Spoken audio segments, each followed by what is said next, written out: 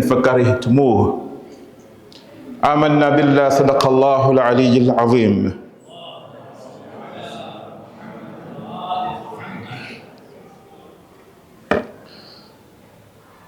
The verse I recited is in Surah Al-Hujarat, and it is going to guide our little discussion on this day as a reminder for all of us. The topic is about riba, which means backbiting, gossip, slander. This is a very important subject,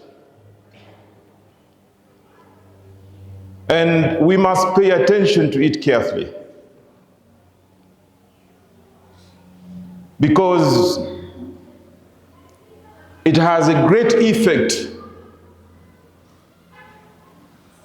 on individual level as well as the community level. It's one of those subjects that from time to time we must talk about. Our well-being is so much connected to this subject of al-ghiba and gossip, because we are all mubtaloon, we are all in this test. Every one of us, with no exemption, is tested with this. I would like us to go through a number of things in trying to remind ourselves of al-ghiba, which is considered to be one of the greatest sins and one of those very dangerous diseases.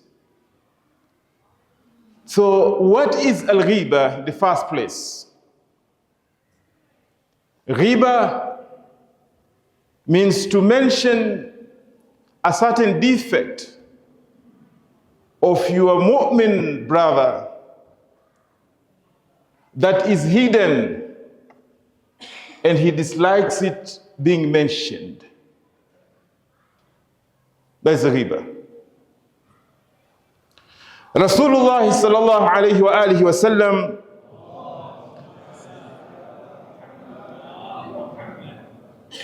defined ghiba as such when he asked the people, Hal tadruna mal ghiba?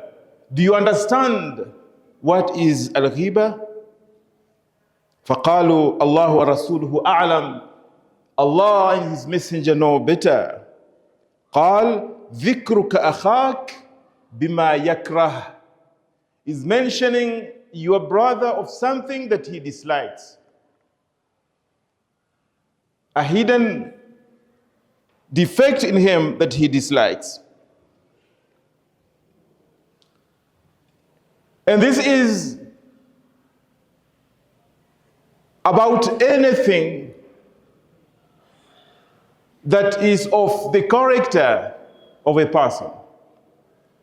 And any expression pointing to such a defect, whether it is verbal or by a certain expression, writing or pointing, is considered to be ghiba. There are, of course, exceptions when one is allowed to speak of a certain defect. For example, if he is asked to give a testimony, or he's asked to give a nasiha, person wants to get married or want to engage in business partnership or such kind of things, you're allowed to mention. But in the cases whereby one is not allowed, it falls in the category of ghiba, which is muharrama. And without going into the causes or the reasons why people do ghiba, which are many.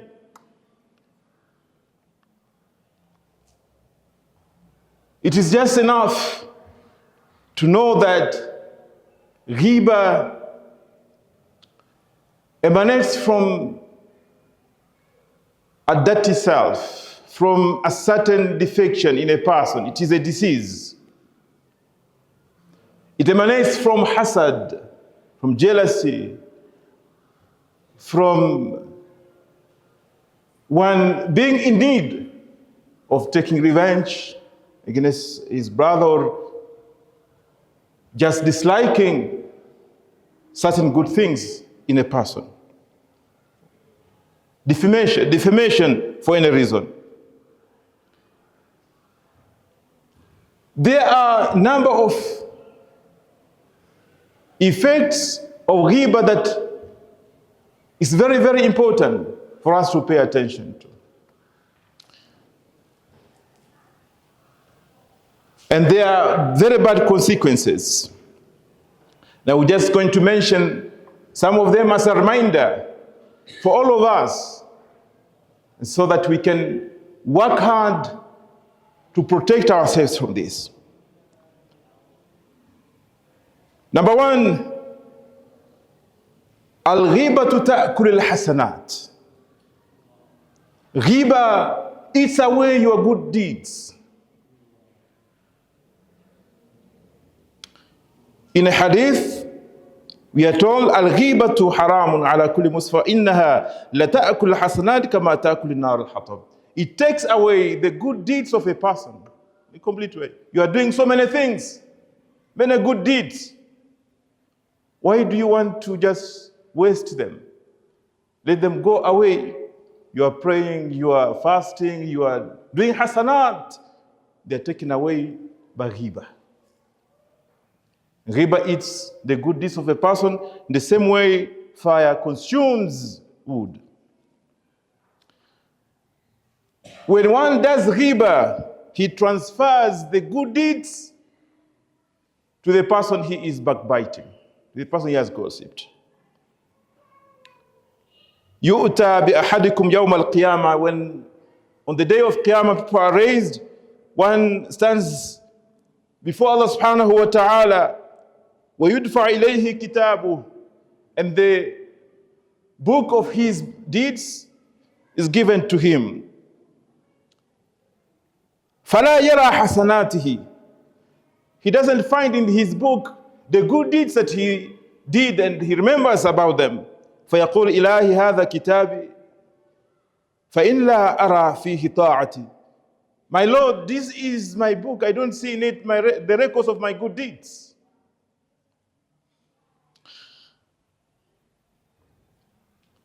فَيَقُولُ لَهُ إِنَّ رَبَّكَ لَا يَضِلُّ وَلَا يَنْسَى.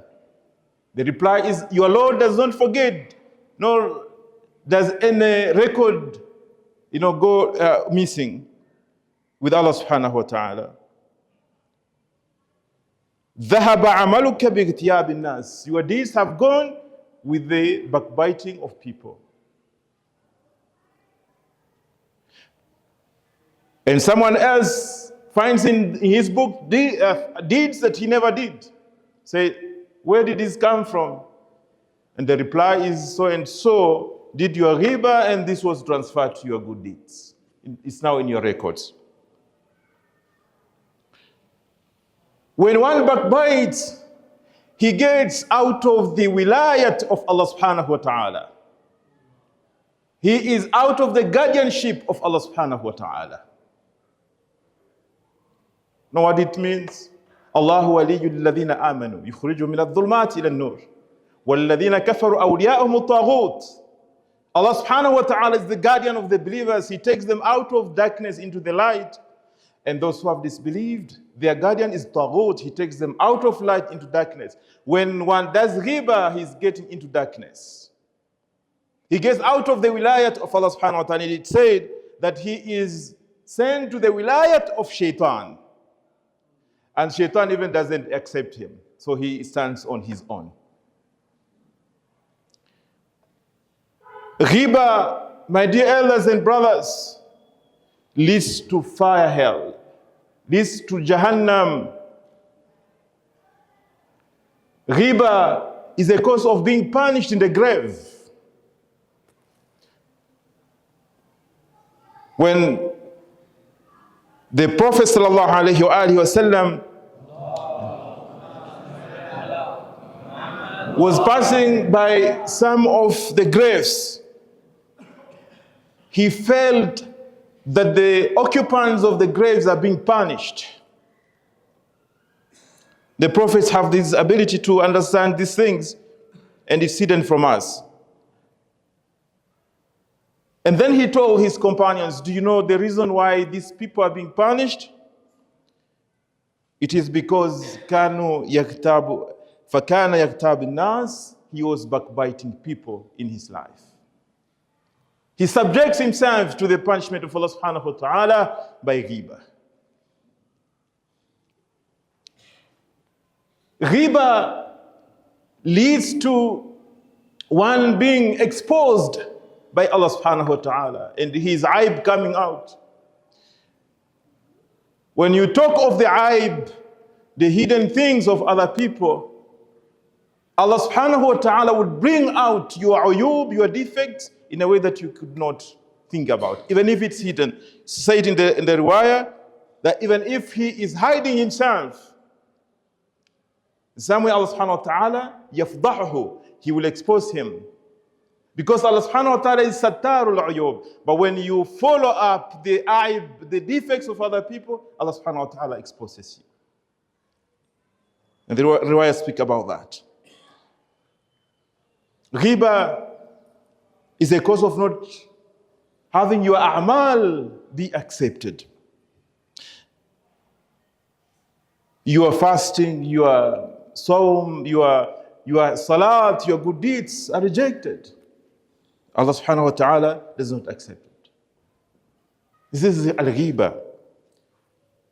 Enough for us is where Allah subhanahu wa ta'ala warns us against this and says, وَلَا يَغْتَبْ بَعْضُكُمْ بَعْضًا.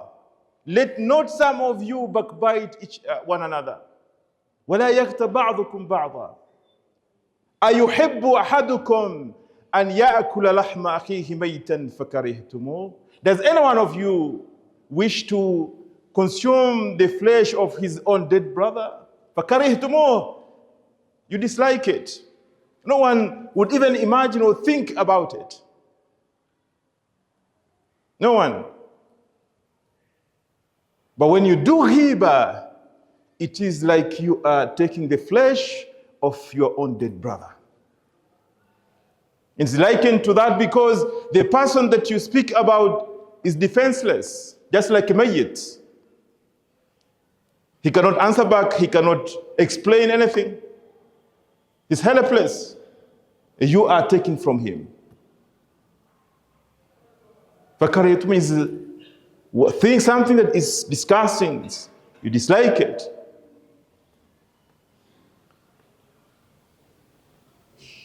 And related to this is something more severe. Greater than this is when a person gets into namima. Namima is the khulq, is another kind of trait that is related to al-ghiba. Which means what? Ghiba is listening to some ahadith, the hadith of the Prophet Aimma. Listen to some talks, to some stories.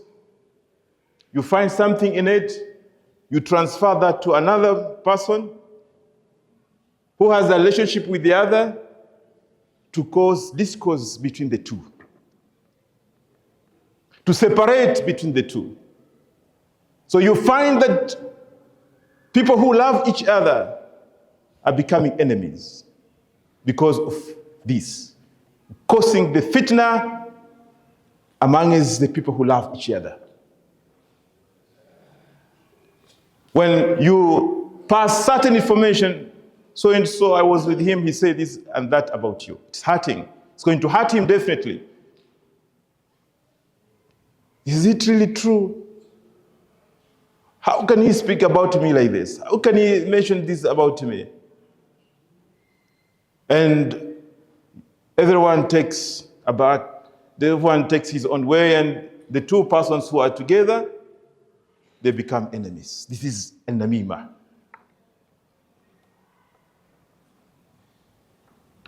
Allah subhanahu wa ta'ala warns us against this.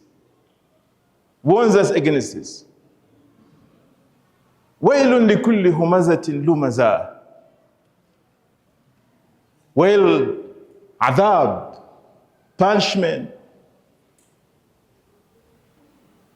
to those who slander others, to those who create animosity and break relationships between people.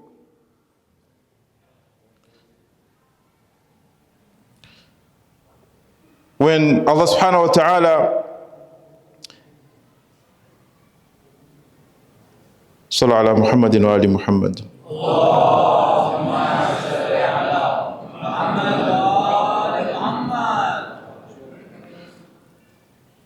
He says, وَلَا تُطِعْ كُلَّ حَلَّافٍ مَهِينٍ هَمَّازٍ مَشَّاءٍ بِنَمِيمٍ مَنَّاعٍ لِلْخَيْرِ مُعْتَدٍ أَثِيمٍ عُتُلٍ بَعْدَ ذَلِكَ زَنِيمٍ. وَلَا تُطِعْ كُلَّ حَلَّافٍ. There are people who come and swear upon Allah subhanahu wa ta'ala in their passing of their message. I swear I heard him saying this, I saw him doing this and that. Hamazin. So they will speak about other people. They will backbite them. Masha'in binamim. And they will walk amongst the people to create fitna. Taking one story from this person to another person, eventually breaking their relationship. Allah subhanahu wa ta'ala warns us against this. This is a dangerous disease. So I've spoken of two things. Al-ghiba, which can lead to fire hell, is one of the kaba'ir, and an-namima, which is a way of doing fitna amongst the people. Creating divisions amongst the people and creating fitna. These are dangerous things. And the person who cares about his own faith, about his own iman, and about his akhirah, should refrain from this. We cannot live a peaceful life, harmonious life. We cannot find tranquility with these diseases in our hearts, in our traits, in our behaviors. We cannot have unity in our communities if we entertain these behaviors. This is the guidance that we are given by Allah subhanahu wa ta'ala to protect us, to keep us safe. And I would speak in relation to this in the second khutbah just a little bit on what is supposed to be the case when we talk about these things, and what is the wrong understanding that some people have when we speak about this. Bismillahir Rahmanir Rahim. Qul huwallahu ahad, Allahu samad, lam yalid wa lam yulad wa lam yakul lahu